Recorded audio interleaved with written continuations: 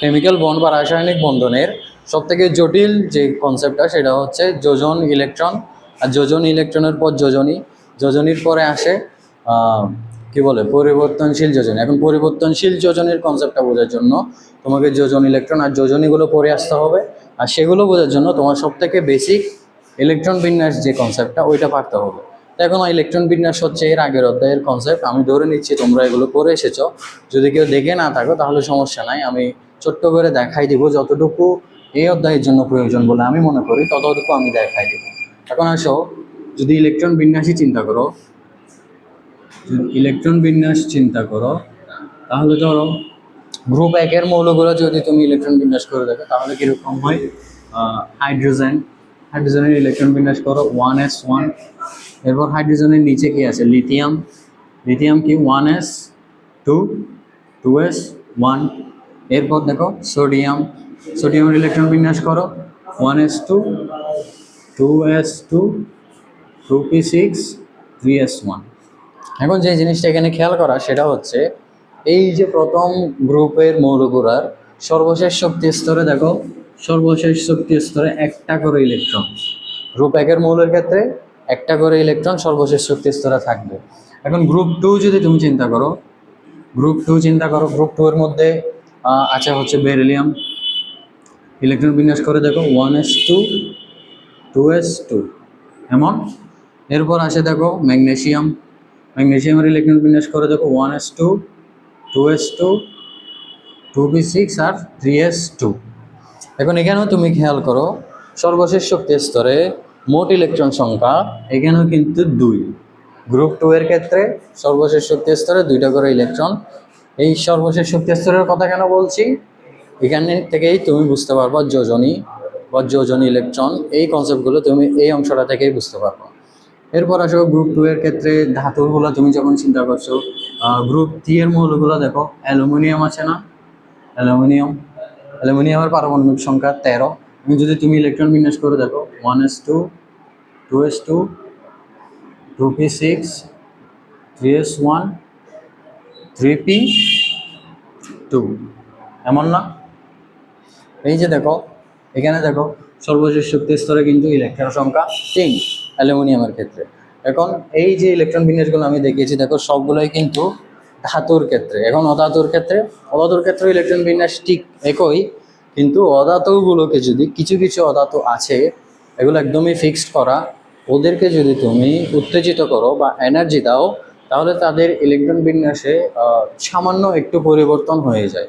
এখন যদি তুমি এই জিনিসটা আমি তোমাকে দেখাই তাহলে আসো অধাতুর ইলেকট্রন বিন্যাস কয়েকটা আমি তোমাকে দেখাবো। দেখো যদি তুমি কার্বন চিন্তা করো, কার্বনের ইলেকট্রন বিন্যাস করো 1s2, 2s2, 2p2 এমন। এখন এই যে কার্বন ইলেকট্রন বিন্যাসটা তুমি করলা, এখন দেখো এই যে ইলেকট্রনগুলা বা শক্তি স্তরে দ্বিতীয় শক্তি স্তরে যে ইলেকট্রনগুলো এগুলোকে যদি তুমি বক্স আকারে যদি আমি তোমাকে একটু দেখাতে চাই বা অরবিটালগুলোকে যদি বক্স আকারে দেখাই তাহলে দেখো 2s এর 2টা আর পিতে একটা করে ইলেকট্রন। এখন দেখো পিতে 2pতে 2টা বিজোড় ইলেকট্রন আছে, বিজোড় ইলেকট্রন কয়টা, 2টা। কার্বনের ক্ষেত্রে 2টা বিজোড় ইলেকট্রন। বিজোড় ইলেকট্রনের কথা কেন বলছি আসছি। এখন দেখো এই যে কার্বন, এই মৌলটাকে যদি তুমি এনার্জি দাও বা শক্তি দাও, তোমরা যেটা শিখেছো সেটাকে বলা হচ্ছে যদি তুমি উত্তেজিত করো তাহলে ইলেকট্রন বিন্যাসে যে পরিবর্তনটা আসবে 1s2 ঠিক ঠিক থাকলো, সর্বশেষ শক্তি স্তরে কি হবে, এই যে এসে একটা জোড় ইলেকট্রন আছে আর এই শক্তি স্তরে একটা খালি অরবিটাল আছে, তাহলে ওই যে জোড় ইলেকট্রনটা ভেঙে 2টা বিজোড় ইলেকট্রনে পরিণত হবে। যদি তাই হয় তাহলে দেখো 2s এ একটা যদি চলে যায় তাহলে একটা থাকবে, আর 2pতে তখন 3টা বিজোড় ইলেকট্রন হয়ে যাবে। যদি তোমাকে আমি বক্স আকারেই দেখাই তাহলে দেখো এসে একটা আর পিতে একটা একটা একটা এভাবে 3টা, টোটাল 4টা কিন্তু বিজোড় ইলেকট্রন, টোটাল 4টা বিজোড় ইলেকট্রন। বিজোড় ইলেকট্রনের কনসেপ্টটা মনে রাখবা। এই যে বিজোড় ইলেকট্রনের কথা বলছি, বিজোড় ইলেকট্রন এই জিনিসটা মনে রাখবা। কার্বন গেল, কার্বনের পরে আসো নাইট্রোজেন। যদি নাইট্রোজেন চিন্তা করি তাহলে ইলেকট্রন বিন্যাস করো 1s2 2s2 2p কত 4 5 6 7 2p3 এমনই তো। এখন এই জিনিসটাকে যদি তুমি বক্স আকারে দেখো, দেখো এস এর ক্ষেত্রে দুইটা আর পিতে একটা একটা করে, তাই তো। এখন এই যে নাইট্রোজেন যৌগটা, এটাকেও যদি তুমি এনার্জি দাও বা উত্তেজিত করো তাহলে কি হবে? কিছুই হবে না। কেন? কারণ উত্তেজিত করার পরে এই যে জোড় ইলেকট্রনটা আছে, এই জোড় ইলেকট্রনটা ভেঙে যাওয়ার মতো কোনো ফাঁকা অরবিটাল নেই। এই যে দেখো, এক্ষেত্রে দেখো, কার্বনের ক্ষেত্রে দেখো, পিতে অরবিটাল খালি অরবিটাল যেখানে ছিল ওই জোড় ইলেকট্রনটা ভেঙে খালি অরবিটালে চলে গেছে। যেহেতু এখানে খালি অরবিটাল নেই সেহেতু এখানে এই ধরনের কোনো ঘটনা ঘটার সুযোগ নেই। তাহলে নাইট্রোজেন গেল, নাইট্রোজেনের ঠিক নিচে আছে ফসফরাস।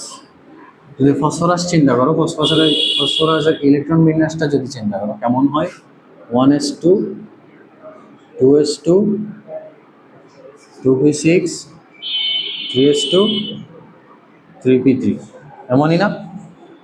এখন দেখো 3s আর 3pতে 3s এ দুইটা আর 3pতে তিনটা ইলেকট্রন বিজোড় অবস্থায় আছে, তিনটা ইলেকট্রন বিজোড় অবস্থায় আছে আছে এখন এই যে ফসফরাস, এটাকে যদি তুমি এনার্জি দাও তাহলে কি হয়?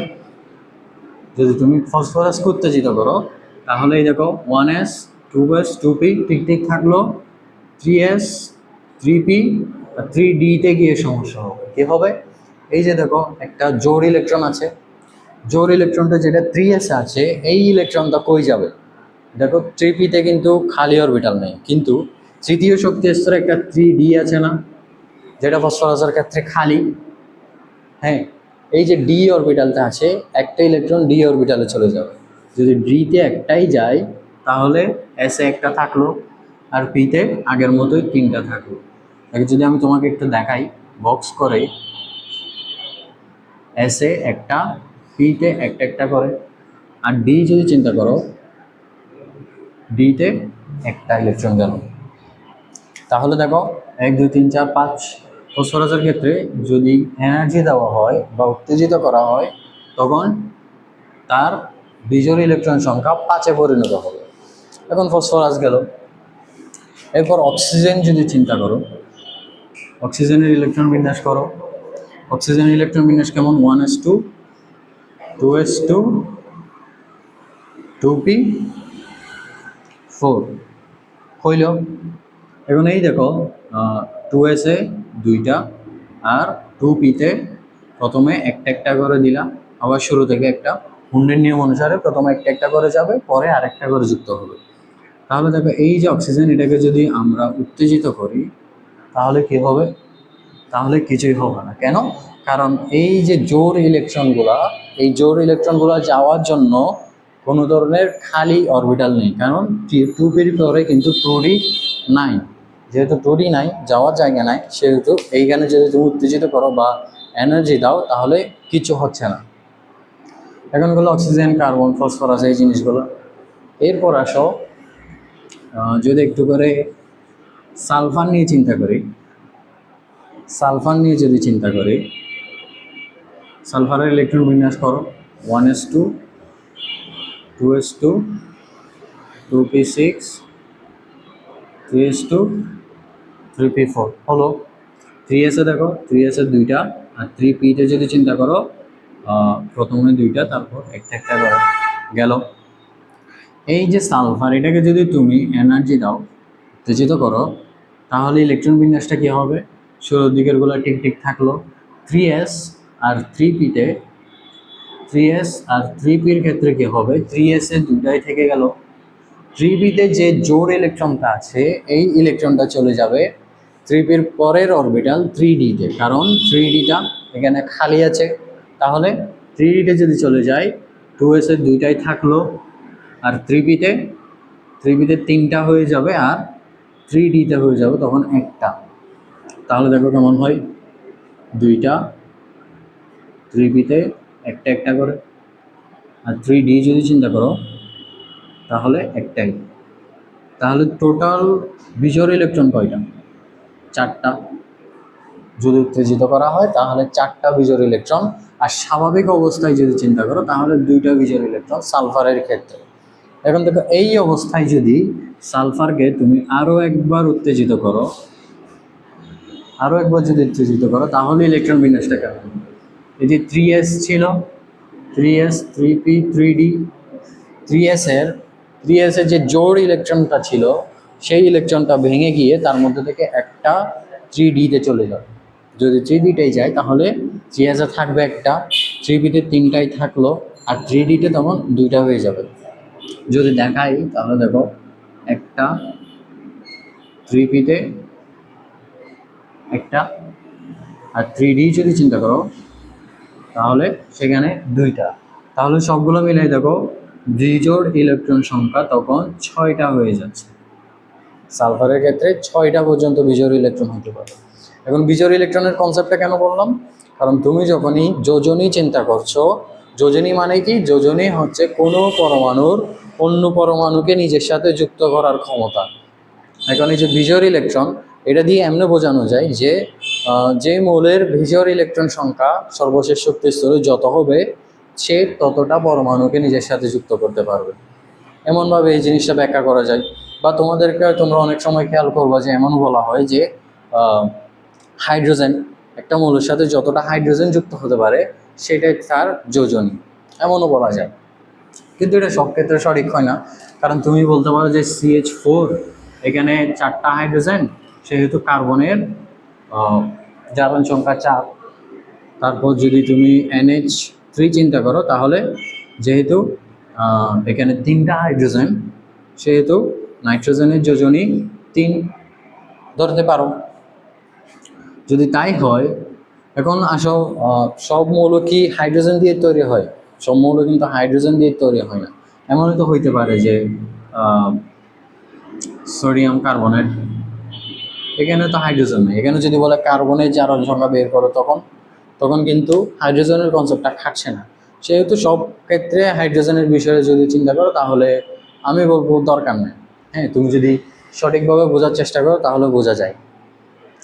এখন আসো এই সব কনসেপ্ট, এই যে ইলেকট্রন বিন্যাসটা আমি তোমাকে দেখালাম, বিষয়গুলো আজাইরা মনে হতে পারে, তবে আমার বিশ্বাস এই জিনিসটা কাজে আসে। এখন সরাসরি এইসব জিনিস যদি আমি ফেলে দিই, এখন ইলেকট্রন বিন্যাস গেল, ইলেকট্রন বিন্যাস পারো। পরিবর্তনশীলের ক্ষেত্রে ইলেকট্রন বিন্যাস যখন উত্তেজিত করা হয় কোনো মৌলকে তখন কেমন হবে সেটাও তুমি বুঝছো। এখন আসো সরাসরি একটা মৌলের ক্ষেত্রে একটা মৌলের আরেকটা মৌলের সাথে যুক্ত হওয়ার যে ক্ষমতা, এটা বোঝা যায় কীভাবে? কোনো মৌল কতটা ইলেকট্রন গ্রহণ করবে, কতটা দান করবে, কিংবা কতটা শেয়ার করবে, সেই জিনিসটার উপর ভিত্তি করে কোনো মৌলের যোজনী কেমন হবে। এখন আসো ইলেকট্রন দান করবে যারা, হ্যাঁ এরকম একটা আছে, ইলেকট্রন গ্রহণ করবে অথবা ইলেকট্রন শেয়ার করবে, গেল। তাহলে ইলেকট্রন দান করবে কারা? ইলেকট্রন দান করবে হচ্ছে যারা ধাতুরা ইলেকট্রন দান করবে। এখন কতটা দান করবে এটা তুমি কেমনে বুঝবা? এটা তুমি চাইলে সরাসরি একটা একটা করে মুখস্থ রাখতে পারো, তবে আমি বলবো গ্রুপ ওয়াইজ করে, গ্রুপ অনুসারে মনে রাখো। তোমরা পর্যায় সারণীতে গ্রুপগুলো শিখেছো, গ্রুপগুলো দেখো। যদি গ্রুপ 1 চিন্তা করো, গ্রুপ 1 যদি চিন্তা করো, ধরো লিথিয়াম আছে, সোডিয়াম আছে, পটাশিয়াম আছে, এই মৌলগুলার যোজনী কত, মানে এই মৌলগুলো কতটা ইলেকট্রন দান করবে একটা করে। গ্রুপ 1 আরও অনেক মৌল আছে, কিন্তু যেগুলো তোমাদের জন্য জরুরি বা এই অধ্যায়ে যে জিনিসগুলো তোমাদের লাগবে ততটুকু আমি তোমাদেরকে দেখাচ্ছি। এরপর গ্রুপ 2 যদি চিন্তা করো তাহলে দেখো গ্রুপ 2-তে কী আছে? ম্যাগনেসিয়াম আছে, ক্যালসিয়াম আছে, আছে আছে বেরিলিয়াম আছে। এই মৌলগুলো কিন্তু 2টা করে ইলেকট্রন দান করবে। আর এরপর যদি গ্রুপ 13 চিন্তা করো, গ্রুপ 13-র মৌলগুলো কী কী হইতে পারে তোমাদের জন্য যেগুলো ইম্পর্ট্যান্ট? বোরন, অ্যালুমিনিয়াম, এই মৌলগুলো হইতে পারে। এরা কিন্তু 3টা করে ইলেকট্রন দান করবে। আর ইলেকট্রন গ্রহণের বিষয়টা আসলে ইলেকট্রন গ্রহণ করবে কারা? ইলেকট্রন গ্রহণ করবে হচ্ছে অধাতুরা। যারা অধাতু তারা ইলেকট্রন গ্রহণ করবে। এখন অধাতু কারা হইতে পারে? ধরো নাইট্রোজেন, ফসফরাস, হ্যাঁ নাইট্রোজেন ফসফরাস, এরা 3টা করে ইলেকট্রন গ্রহণ করতে পারে। আবার ফসফরাসের ক্ষেত্রে ব্যতিক্রম আছে, এটা আপাতত লাগবে না। তারপর দেখো অক্সিজেন, সালফার যদি চিন্তা করো, ওরা 2টা করে ইলেকট্রন গ্রহণ করবে। এরপর দেখো যদি গ্রুপ 17 মৌলগুলো চিন্তা করো, গ্রুপ 17 মৌলগুলো কী কী? Fluorine, chlorine, fluorine, chlorine, bromine, ওরা কিন্তু 1টা করে ইলেকট্রন গ্রহণ করবে। As simple as that. এরপর ইলেকট্রন শেয়ারের বিষয়টা আসে, ইলেকট্রন শেয়ার করবে কারা? ইলেকট্রন শেয়ার করবে অধাতু অধাতু। অধাতু যখন অধাতুর সাথেই যুক্ত হবে তখন তারা ইলেকট্রন শেয়ার করবে। এখন উদাহরণ কি হইতে পারে? উদাহরণ অনেক কিছু হইতে পারে। ইলেকট্রন শেয়ারের উদাহরণ ধরো পানি হইল, H2S হইল, হ্যাঁ H2 হইল, ক্লোরিন হইতে পারে, এরকম অনেক কিছু হইতে পারে। এখন এটার মেকানিজমটা কি? এই যে দেখো, ধরো যে হাইড্রোজেন, হাইড্রোজেনের শেষ কক্ষপথে একটা ইলেকট্রন আছে, আবার আরেকটা হাইড্রোজেনেরও শেষ কক্ষপথে একটা ইলেকট্রন আছে। এই যে 2টা হাইড্রোজেন তারা পরস্পরের সাথে ইলেকট্রন শেয়ার করে এইভাবে যখন যুক্ত হবে তখন তারা হাইড্রোজেন অণু আকারে যুক্ত হয়ে যায়। এটাই হলো শেয়ারের কনসেপ্ট। ইলেকট্রন দান, গ্রহণ, শেয়ার সব কিছু এখন তুমি বুঝছো। এখন আসো পরিবর্তনশীল যোজনীর ক্ষেত্রে কিছু কয়েকটা, যতগুলো তোমাদের ক্ষেত্রে সবগুলাই লাগে না, বা কয়েকটা লাগে যেগুলো তোমাদের বহু নির্বাচনীগুলোতে দেখা যায়, তোমাদেরকে আমি সেগুলো একটু দেখাই দিব। পরিবর্তনশীল যোজনী কয়েকটাই হয়, সবগুলো না। এটা ব্যতিক্রমধর্মী, যেহেতু পরমাণুর ধর্ম সেহেতু তোমাকেই কয়েকটা মনে রাখলেই চলবে। যখন তুমি পরিবর্তনশীল যোজনী চিন্তা করছো,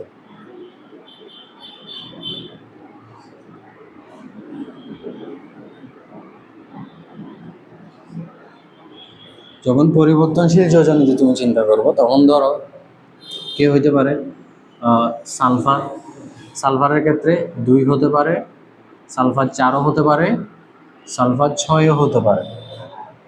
এটা ডিপেন্ড করে কতটুকু এনার্জি দেওয়া হচ্ছে বা কোন যোগের ক্ষেত্রে তুমি চিন্তা করছো। সালফার যদি 2 দিয়ে চিন্তা করো তাহলে S2H, H2S চিন্তা করতে পারো, হাইড্রোজেন সালফাইড। আর যদি 4 দিয়ে চিন্তা করো তাহলে SO2 চিন্তা করতে পারো। SO2-তে সালফারের যোজনী 4। আর যদি 6 দিয়ে তুমি উদাহরণ দেখতে চাও তাহলে সালফিউরিক অ্যাসিড চিন্তা করতে পারো, H2SO4, সালফিউরিক অ্যাসিড। আবার তুমি সালফেট চিন্তা করতে পারো, SO3। হ্যাঁ হইল। যদি ফসফরাস চিন্তা করো, ফসফরাসের যোজনী 3 হতে পারে, 3 হইতে পারে। আবার ফসফরাসের যোজনী 5ও হইতে পারে। যদি উদাহরণ দেখতে চাও তাহলে ফসফরাসের ক্ষেত্রে যদি 5 চিন্তা করো তাহলে ফসফরাস পেন্টাক্লোরাইড দেখো। আর যদি 3-এর ক্ষেত্রে চিন্তা করো তাহলে ফসফরাস ট্রাইক্লোরাইড হইতে পারে। এমন অনেক কিছু হইতে পারে। এই জিনিসগুলোর পরও তোমাদের আরও আছে কয়েকটা জিনিস, কয়েকটার ক্ষেত্রে তোমাদের পরিবর্তনশীল যোজনীগুলো একটু মনে রাখতে হয়। তাহলে সালফার, ফসফরাস গেল। কার্বন যদি চিন্তা করো, কার্বনের 2 হইতে পারে, কার্বনের 4 হতে পারে। হ্যাঁ কার্বন যদি 2 হয় তাহলে উদাহরণ দেখো কার্বন মনোক্সাইড। আর যদি 4 হয় তাহলে কার্বন ডাইঅক্সাইড চিন্তা করতে পারো। খুব সহজ, একদম সিম্পলি যদি চিন্তা করো তাহলে কার্বন ডাইঅক্সাইড হইতে পারে। আরও অনেক মূল হইতে পারে, আমি তোমাদেরকে সহজগুলো দেখালাম। ঠিক এইভাবেই আয়রনের ক্ষেত্রে যদি দেখো, আয়রন যদি চিন্তা করো, আয়রন 2 হইতে পারে, আয়রন 3ও হতে পারে। হইল। এরকম কয়েকটা জিনিস তোমাদের মনে রাখতে হবে। খুব সম্ভবত কপারও তোমাদের মনে রাখতে হতে পারে, কপারের 2 আর 4 2টা হতে হবে। এরকম কয়েকটা জিনিস যদি এতটুকু যদি তুমি বুঝতে পারো বলে তোমার মনে হয়, তাহলে তুমি যদি একটু প্র্যাকটিস করে নাও এই কনসেপ্টগুলো, ইলেকট্রনের যোজন, ইলেকট্রন যোজনী, পরিবর্তনশীল যোজনী, এই কনসেপ্টগুলো যদি তুমি একটু প্র্যাকটিসের মধ্যে রাখতে পারো তাহলে আশা করা যায় যে মোটামুটি এই অংশটুকু তোমার ক্লিয়ার হয়ে গেছে। তো আপাতত এতটুকুই। এরপরে যৌগমূলক যে কনসেপ্টটা আছে ওটা নিয়ে আমি একটা ক্লাস নেব। যৌগমূলকের সাথে আরও কিছু কনসেপ্ট বাকি আছে, সবগুলো যুক্ত করে আমি একসাথে দিয়ে মার্চ করে ইউটিউবে আপলোড করে দেবো। যদি কারো মনে হয় যে পুরোটা একসাথে দেখবা, তাহলে তোমরা ইউটিউব থেকেই দেখে নিতে পারবে। তো আপাতত এতটুকুই রাখলাম। সকলের উপর শান্তি বর্ষিত হোক।